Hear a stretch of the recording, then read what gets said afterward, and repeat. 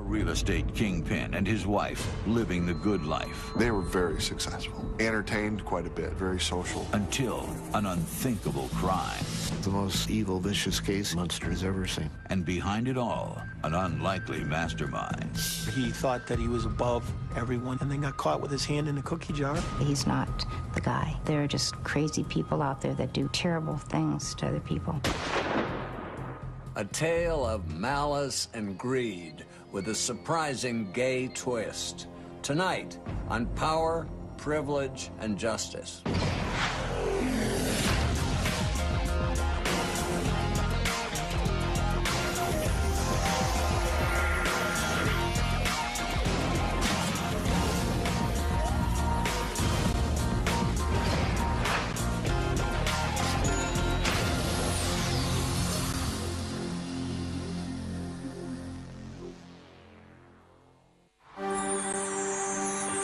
Good morning, Northwest Indiana.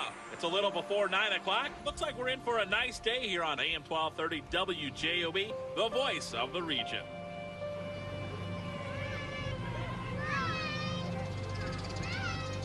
Munster's kind of a quaint little community. Large palatial homes. You can sense there's money there. Beautiful community, big old trees and gorgeous houses. On Munster, it's relatively low crime, right? Murder is just not something that happens in Munster and shouldn't happen in Munster. November 9th, 1989. An unfamiliar sound stuns residents of this wealthy Chicago suburb. It was a minute or two before 9, and the police department received a phone call that there had been a shooting. Police raced to the scene.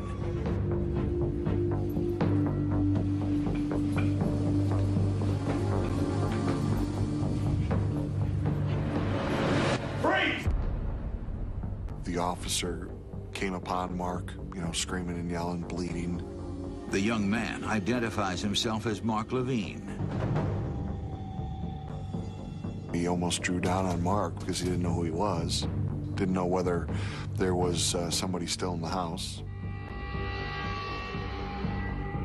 Mark tells the officers that his parents have been shot and the gunman has fled the scene. Investigators find Mark's mother, 53-year-old Marsha Levine, in critical condition in the adjacent China room. She had 2 wounds, one to her chest and one to the side of her face. Down the hallway, they find her husband, real estate mogul Donald Levine, also clinging to life. Donald Levine had similar wounds, one to his chest and one to the side of his head. While the victims are rushed to the hospital, investigators go room to room looking for clues. I can remember going through the house. It was a beautiful home. The inside of it was immaculate. The whole crime scene told a story. How brutal it was, how methodical it was, and how deliberate it was. Kind of walking through the house, it was kind of surreal because you could see where someone had been injured, where there was blood splattered around. In the kitchen, police attempt to question Mark. But oddly, he refuses to talk until after he makes a few phone calls. Mark told us that he was outside loading the car, getting ready, because it was a big day for him. He had just graduated from law school and was getting ready to go get sworn in in Chicago with all the new lawyers. That's when he says a blue car pulled into the driveway. Hi, FedEx for Marsha Levine. Mark went into his house, spoke with his mother, said, that's odd. This guy's supposedly delivering a package from Federal Express, and he doesn't have a uniform or a truck.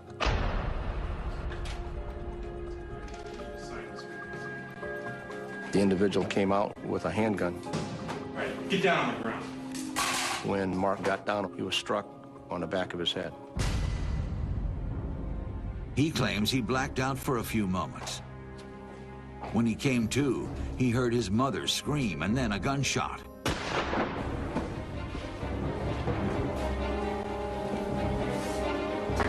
He ran ran out of the house and across the street. Didn't know what had happened to his parents at that time, but he was running to get help. The Levine residence was directly across from a grade school. We had this subject that was bleeding run into the school, which traumatized a lot of kids in the area. Mark used a payphone at the school to call police. He went back outside, saw the killer drive off, and returned to his house. As detectives asked for more details, news arrives that Mark's parents are dead. Until the Levine murders, the hottest thing to come out of small-town Indiana was Cole Porter. Now, there was mayhem in Munster, and the townsfolk were terrified. Right from the beginning, you knew that this was not normal. This was something more than just a homicide. It brought the tension up within the town, like how could this occur in this small, quaint community? So a lot of pressure was put on right from the beginning to solve the case. Behind the front door, detectives find their first clue. Mark said he had to sign for something, that there was an envelope, like a Federal Express envelope. Well, that had apparently been dropped on the floor. When the door was pushed open, the envelope had then been pushed between the door and the wall. During all the commotion, I believe the suspect forgot that he had left it there. As the search for evidence continues inside, detectives question the crowd gathering outside.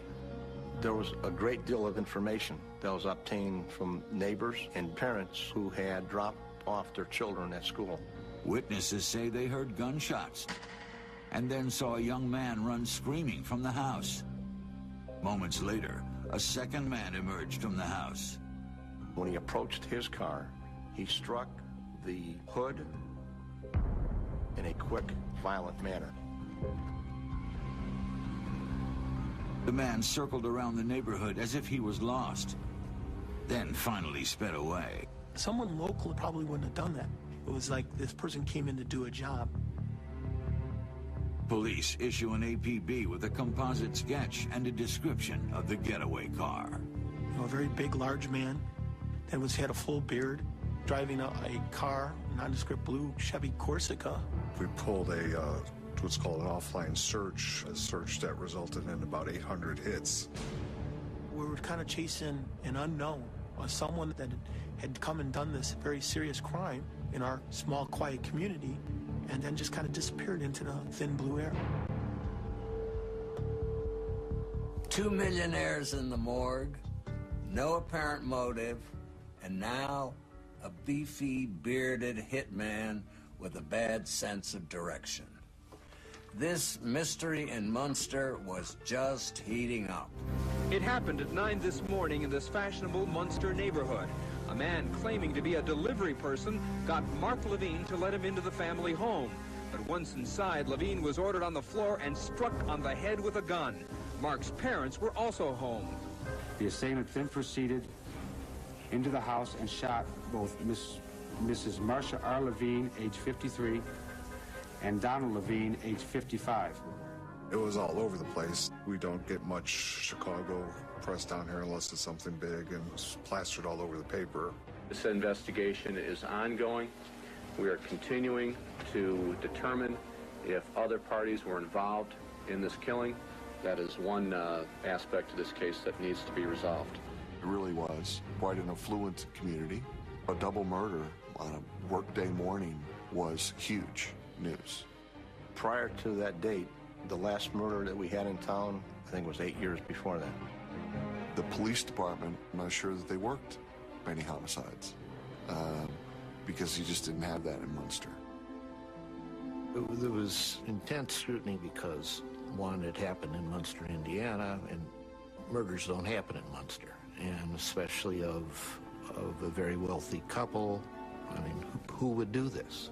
They were very well respected in the community. Their neighbors, their friends just spoke wonderfully about them. They were absolutely shocked that something like this could happen. A few days after their shocking murders, Donald and Marsha are laid to rest. Their son, Mark, is surprisingly absent. Mark's the victim, but he's acting kind of strangely. He did not and was not able to go to his mom and dad's funeral. He felt that he was at risk. He was convinced that the killer was going to do whatever he could to finish what he had done. As the sole heir to his father's $25 million fortune, Mark immediately comes under suspicion. 3 people in a house, 1 person survives. How'd that happen? Why did it happen?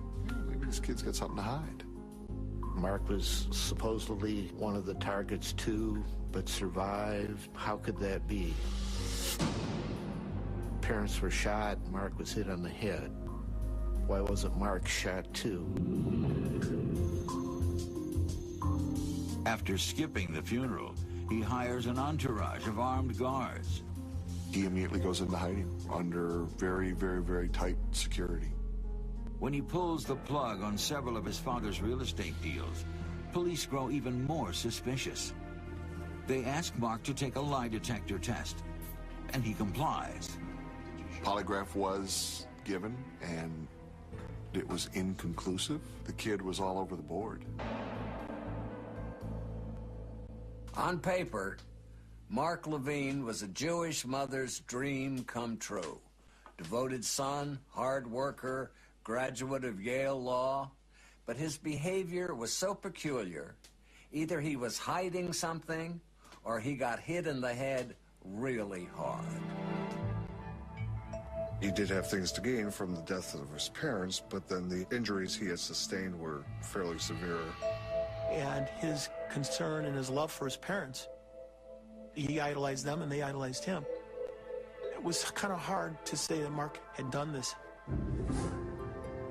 While keeping tabs on Mark, investigators expand their search for suspects. Your first thought is, who hates Donald Levine? Donald was a very aggressive real estate developer. So would he have enemies? That's the first thing you look at. By all accounts, Donald and Marsha Levine were living their dream life.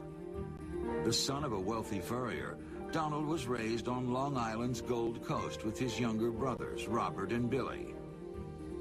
Donald later attended the University of Wisconsin. There he met Marsha Postra. And in the late 1950s, the couple settled in Chicago, where Donald embarked on a career in commercial real estate development. He was the mover and shaker. He was a tough businessman. He could put deals together and make things happen that other people couldn't. Through the 70s, Donald built his empire, securing a firm grip on the Chicago market. But there was one thing Donald loved even more than his business. They were tremendously devoted to their only son, Mark.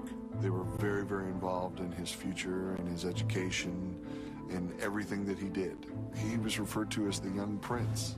Once Mark left for college, Marsha devoted her time to local charities, and Donald expanded and diversified his business. Donald Levine had business interests in several states, some of which was real estate development, some of which was investments in gold mines, and actually running some shopping strip malls. But as investigators discover, Donald didn't make it big playing nice. There was a picture painted of him as abrasive at times. It's my way or it doesn't get done. Donald, he was a very astute business person, but he could also make people mad. Apparently, his hard-nosed approach rubbed someone the wrong way. The speculation did go to a mob hit because of the way it was done. And there had been rumors about Donald being with the mob in Chicago. We thought that it was a business deal, gone bad, wrong person to mess with. But recently, Donald had shifted his focus from the Midwest to the Southwest. At the time when Donald was murdered, he was pursuing the purchasing of his home in Scottsdale and future business opportunities in the Arizona area. His 2 brothers, Robert and Billy, were already living in the swanky Phoenix suburb of Paradise Valley, where Robert had a lucrative real estate company of his own. Phoenix was booming, and Donald saw that his brother was growing in his development business. And he approached Bob that he would like to come to town and they could take it to the next great level. So the brothers went panning for gold in the great Southwest. The Arizona real estate market was ripe for the picking. But to everyone who knew them, Levine and Levine made for a very odd couple. Robert was kind of the blowhard. He was the guy that stated that he's worth millions of dollars, but when you really look at it, it wasn't there. Robert was the schmoozer, definitely. And Donald was the CEO. Traveling back and forth from Chicago, Donald kept a tight leash on the Phoenix office. Robert was just kind of there to kind of manage property and kind of be Donald's assistant. It was Robert's job to run the Phoenix place, only Donald controlled the money. The partnership appeared to be a success, and Robert was soon living the high life. Designer suits, luxury vacations, and a palatial home in the hills. But appearances can be deceiving. There are always problems in business, especially a growing business with a lot of money, a lot of investments. Investigators learned things got ugly in the summer of 1989, when Robert took off on a month-long vacation to Italy. Donald had come down to Phoenix to babysit us. And while he was there, he decided to check the books. Donald discovered $275,000 missing from an account. And then he starts ranting and raving, calling Robert all kinds of names. He felt that his brother had defrauded the corporation, as a result defrauded him. There was telephone communications between office personnel in Phoenix and Robert Levine when Robert was in Sicily. His response, "There's no big deal, I'll explain it when I get back." That set Donald onto a new tirade, and he made all kinds of threats, like tell him I'll cut him off from any income, tell him I'll do this, tell him I'll do that. Investigators learned that Donald moved to straighten out the situation. It was decided that Robert could work for Donald and make a salary, but certainly all his power had been taken away from him. Robert was successful because of Donald's success. And he was going to be driven out of the company. And that was completely Robert's meal ticket. Wow, that just set off bells and whistles. That started confirming the issue of motive. Real good. Between the cooked books and the raging case of sibling rivalry, the police had to ask, what about Bob? Dear old Robert now joined his nephew Mark at the top of the suspect list. The Levine family circle was tightening into a noose.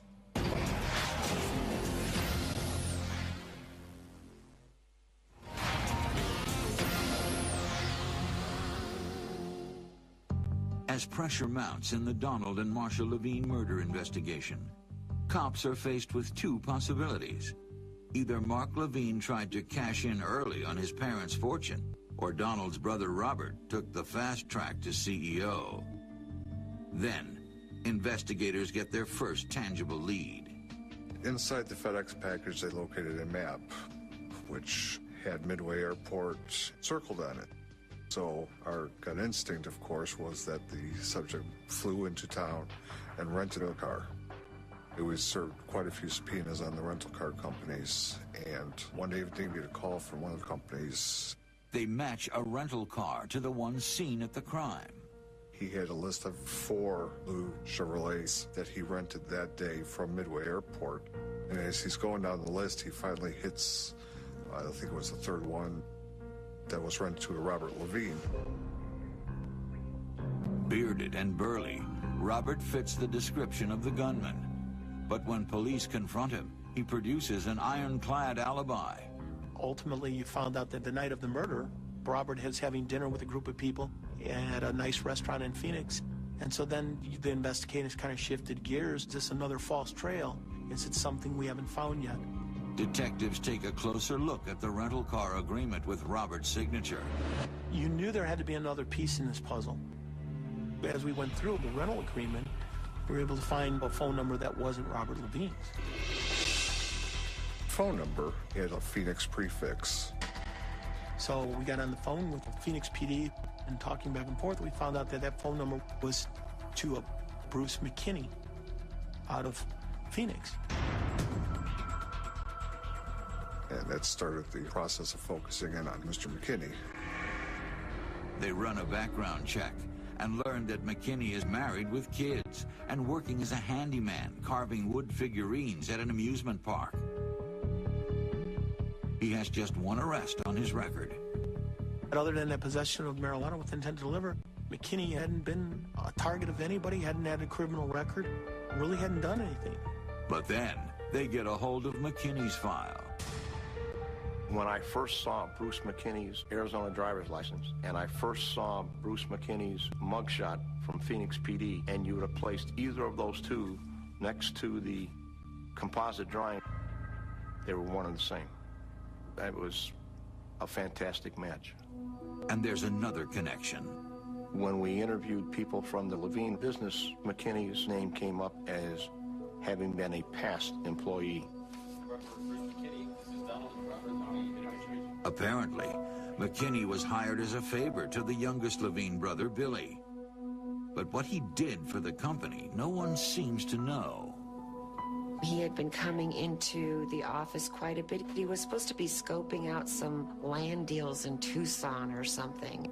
I can remember talking to the office staff and say, what did he do? I don't know. He just came in. What would he do? He'd go into Robert's office, close the door. How did this shiftless pothead whittle his way into the Levine brothers' inner circle? Were they suddenly in need of hand-carved figurines? Or was there something sinister going on behind closed doors? Robert and Bruce McKinney, from what we could tell, weren't that close. They weren't that good of friends. Bruce kind of didn't fit there. What's the connection? We have no clue. No clue. But there's this link. The rental car agreement is a huge issue. Investigators search for more clues on the envelope the gunman carried to the Levine's house. First, tests reveal a set of latent prints, then another lead. We tracked the FedEx package down to a hotel in Hammond, which was just 5 miles from the Levines. We checked for people who had arrived late at night and checked out early in the morning, since the murder was in the morning. There was a total of 5 people who had checked out before 8. One of the guests was a Paul Barrett of Florida, and something on his registration rings a bell. The actual address was McKinney's former address in Arizona. Investigators sift through flight records for the alias. We found out that a round-trip ticket had been bought, and only one part of that ticket had been used to fly in from Phoenix the night before the murder. McKinney's Arizona police file is rushed to Munster. They actually had the plane bring his prints to Chicago. Detective Strubeck met the plane, signed for the package with the prints, and took them directly out to the crime lab. The results were a positive match for Mr. McKinney.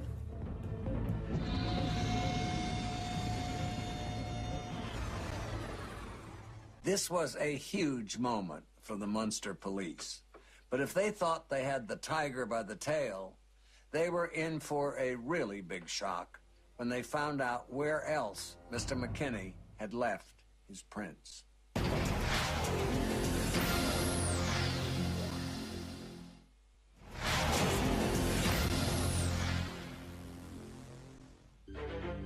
A month after the shocking attack at the Levine home, investigators finally have hard evidence linking Bruce McKinney to the scene. What they're still missing is a motive for murder. Once we started looking and getting all these pieces and all the pieces of the puzzle are fitting in, we knew we had McKinney, but there was always the why. Everything kept pointing back to Robert, and that Robert had this falling out with his brother Donald, and that McKinney was known to Robert. We have motive, we've got opportunity, we have familiarity between Robert and Bruce. We have people that are seeing them together. Months after the murders, police arrest McKinney and bring Robert in for questioning. Oh, we wanted everything done at one time. So there would not be an opportunity for McKinney and Robert Levine to talk to one another before they were actually in our custody. McKinney refuses to talk. He received a court-appointed attorney, and they refused to discuss anything about Robert Levine. Unlike McKinney, who was stone silent, Robert Levine didn't shut up. He started spinning like a top. But for all his chatter, he said absolutely nothing. He gave 359 answers. He went all the way around it, never answered the question. He gave answers in reference to who could have been involved with this that were all the way from a syndicate hit to business dealings to bad relationships. My take on his responses, he was lying. It always was the goal to take this to the next level of why McKinney did this. He was extradited back into Indiana to face charges. But months go by, and McKinney refuses to roll. So prosecutors up the ante and seek the death penalty. I think he looked at his attorney and he looked at the whole case, and their interpretation was a good case had been made. So in order to escape the death penalty, it'd be in my best interest to cooperate, which he decided he was going to do.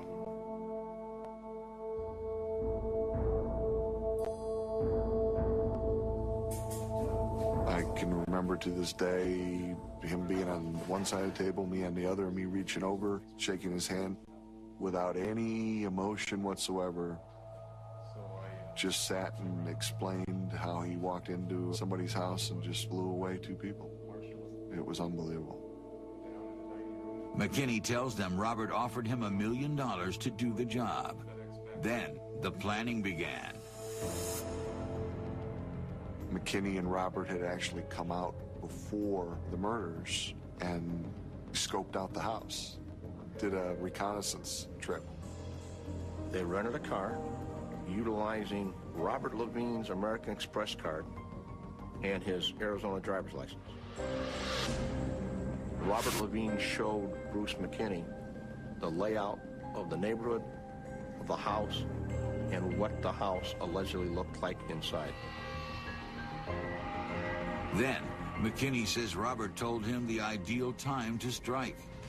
Robert Levine indicated to him that Mark Levine would be in town the night of Wednesday, November the 8th, and the morning of Thursday, November the 9th, and that he had to travel that day to Chicago. McKinney claims he was given explicit instructions to ensure the Levine fortune stayed in the family. He had been instructed by Robert of the order that he was to kill the people. He needed Mark to die first so that there was no living relative. And he needed Marsha to die. You then kill Donald. If it went in that order, Donald dies last, the estate would then go to Robert. Once he saw Mark escape, McKinney says he fled the scene, dumped the gun, and called Robert. Investigators ask why he didn't chase Mark and finish the job. McKinney says that he turned and drew down on him to shoot him, but he says he didn't because he was running toward a bunch of kids. How ironic. A hitman with a conscience. With McKinney's story in hand, prosecutors had Robert in their sights. But they'd need more than the testimony of a convicted felon to bag their prey. We knew that there was going to be an issue with his credibility because of what he had done. And we knew that the only way the credibility was going to be substantiated was getting every piece of evidence that he told us about. There were recorded telephone numbers made from various motels back to either Robert Levine's business or Robert Levine's home by Bruce McKinney at the hotel that he was staying at in various parts of the country. If he said, I stayed in this hotel, we went and got the hotel receipt. If he says I rented a rental car under this name, we went and got the rental car receipt. If he says I took a flight and here's where I sat, we interview the people around him to verify that he was there. More than a year after the murders, a grand jury indicts Robert Levine on charges of conspiracy to commit murder. But when they go to pick him up, the surprise is on them. We got the indictment, and I remember Special Agent Chuck Gerlecki coming and saying, he split. He's gone. Robert sensed that it was going to come down on him, and he just up and took off. He went to Mexico. At that point, we were like, oh, man. For weeks, investigators try to pinpoint his location, but can't seem to close in. Couldn't have been more frustrating. We had to shift from focus of the prosecution to finding a fugitive. And in our opinion, a very dangerous fugitive. With no leads, they turn to his family and friends. We kept the pressure on big time through Robert's mother, Robert's brother, Billy, and then eventually Robert couldn't take it anymore. Robert Levine surrenders to authorities in Los Angeles. Before extradition to Indiana, he's booked at the county jail. The Metropolitan Correctional Center in downtown Los Angeles is a pretty scary place. We walked him in, and this door flies open, and these two giant guards come walking out. I mean, the biggest men I've ever seen in my life. I can remember us turning Bob over to them, and he was petrified. I was petrified, and I wasn't even going in there. You know, so I was thinking, well, God bless you. We'll see you back in Indiana. Schmoozing isn't exactly an applicable skill when you're rubbing elbows with Bloods and Crips. But that didn't stop Robert. His big mouth was about to finally do him in.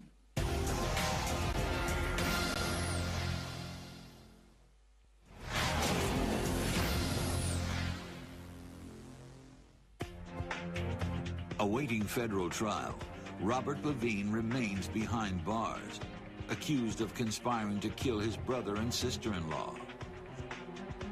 Investigators are confident they have a solid case. There's an old adage, know thy enemy, and won her battles you'll be victorious. We knew the enemy. We felt we had a very good case. But in Robert's camp, no one can believe it's come this far. Those around us that had known Bob did not believe it. We're talking about a man who is extremely intelligent, and he's going to be fool enough to say, I want you to go kill my brother, and by the way, use my credit card and my driver's license. There's no way that happened. I asked the FBI man, why are you pursuing Bob? And he said, if not Bob, then who? And I said, that's not a good enough reason to try to take away somebody's life. A more likely theory, they say, is that McKinney acted on his own, then cut a deal to save his life. And Robert's defense contends McKinney may have had his own axe to grind with Donald. Donald had decided that he was going to put Bruce in charge of a major project that they were developing. Before the ink on the deal was dry, Donald discovered that the relationship with his little brother Billy and McKinney was more than a friendship. It was understood that Bill was gay, and Bruce and Bill were having an affair together. When Donald found out about this, he was really angry. He was furious that Bruce had been involved with his baby brother. He let Bruce know he was going to be fired. Some say Bruce went to Munster that day to change Donald's mind. I think Bruce went off some deep end. He was going to confront Donald. He was going to force him to listen. And that his past relationship with Billy shouldn't affect whether or not he was qualified to do the job. Defense attorneys often drop hints and spread rumors, but this 11th hour revelation was a real bombshell. No one knew how much damage it would do to the prosecution's case, but everyone was dying to find out.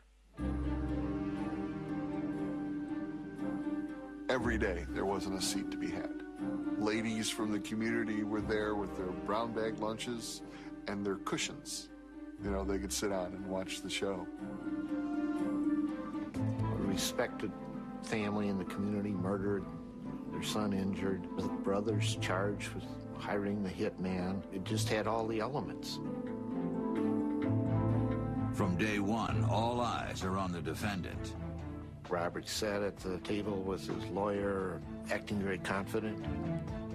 I'm not guilty. I didn't do this. I'm being railroaded. We discussed the case that I had prepared. He was optimistic. He maintained his innocence from day one. He said, I loved my brother. I would never have hurt him. I remember those words. I love my brother, and I wouldn't have done this. The prosecution's case is plain and simple. Greed was the sole motivation for what Robert did. He was on his brother's coattails. And when his brother had made the decision that you're done, you're out, he panicked and realized that if I don't do something, I'm done. Robert's lawyers contend that McKinney acted on his own and that his statements implicating Robert were pure fiction. The woodcarver's testimony would make or break the case. This man gets in front of this jury, packed courtroom, and talks about murdering these two people in the greatest of detail, and it's as though he's just eaten a peanut butter and jelly sandwich. No big deal. He literally said, Mark Levine, you're lucky you ran out of that house, because I would have killed you. No remorse whatsoever. None. Zero. He was just very cool. I mean, no emotion, almost cold-blooded. No effort to defend himself or to fight back, which is a bad witness for me and a good witness for the government. Still, it seems the case against Robert Levine could go either way until prosecutors call a surprise witness. When Bob was sitting in prison, he made friends with this fella, John Ronaldo. Ronaldo was a con artist. He was serving time for various kinds of fraud and used different names in prison. Robert didn't realize who it was until he walks into the courtroom, and then all hell broke loose. He tells us that Robert confides in him the motive, that Donald was gonna cut him out of the business because he embezzled, and Bruce had to kill people a certain way. I mean, just, it laid it out for us. I mean, it was pretty amazing. Ronaldo's testimony was the nail in Robert's coffin. That on top of McKinney saying Robert hired me to commit the murders, it was too powerful. A sexually confused hitman, a con artist snitch. It seemed like the small-town Indiana jury had seen it all. But there was still one more Levine to take the stage, the reclusive young Mark, and his testimony would blow the lid off the whole case. In the final days of testimony, Mark Levine emerges from hiding and faces his uncle in court. He tells the jury that Robert called his father just days prior to the murders and seemed unusually interested in Mark's ceremony. He specifically called up Munster, spoke with his brother, and verified that Mark Levine was coming into town. Is Mark going to be home? Yeah, he's coming in Wednesday night, and he's going to be sworn in Thursday in Chicago. For Robert Levine, this was out of the norm. Other special events that occurred prior to this, there were no plans. There were no call up, hi, how you doing? Trying to deflect suspicion back onto Mark, the defense introduces the inconclusive results of Mark's polygraph test. The police tried to take the position that no, this was a formality. They never suspected anything. But I don't think that's the case. I think that he was somebody they were looking at initially. I think it got jurors to thinking, maybe Robert didn't do it. Maybe Mark was in on it. After all, he survived. Maybe he wanted his parents' money right now. But witnesses from the scene backed the state's case. McKinney was there to kill all three Levines. As the neighbors and witnesses said, he goes down to his car and he's very upset He slams his fist down like, damn, I didn't get him. You know, I didn't do what I came here to do. The concept of Mark even being able to plan the murders, I know you're not supposed to say impossible, but that would be absolutely, utterly impossible. Not when you looked at the relationship of that kid with his parents. Impossible. For 12 hours, the jury considers the evidence against Robert. They find him guilty of masterminding the brutal slayings. Robert Levine reacted like as if to say, oh my God. I've had people say to me, are you sure? And I have said, absolutely, I am sure. Robert Levine is the only human being that was responsible for hiring Bruce McKinney.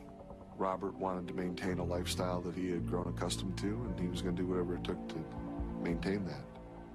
At sentencing, Robert receives life without the possibility of parole. When the judge asked Robert if he had anything to say before he imposed sentence, he just kept proclaiming, I didn't do it, I didn't do it. Expressed his love for his brother. I have no doubt that he's not the guy. I know he's innocent. It's easier to believe in a conspiracy than it is to believe that there are just crazy people out there that do terrible things to other people. But to everyone else, it's the oldest story in the book. It was a classic Cain and Abel, brother against brother. Robert was this millionaire wannabe who tried to give the impression that he was better than everybody else. And it just shows how all of that can get caught up with greed and the potential of doing something horrific like killing people. Robert always wanted to be Donald, but he couldn't. He wasn't as bright. He wasn't the wheeler dealer that Donald was. He didn't know how to make money like Donald. Robert should have sat down with Donald and say, you know, help me do this better. But instead of going to Donald, he killed him. At the end of the day, you really have to feel for Mark Levine. Not only did he lose his parents, he lived under a cloud of suspicion for years, terrified that the real killer would be back to finish the job. It's a memory that must haunt him to this day. For True TV, I'm Dominick Dunne.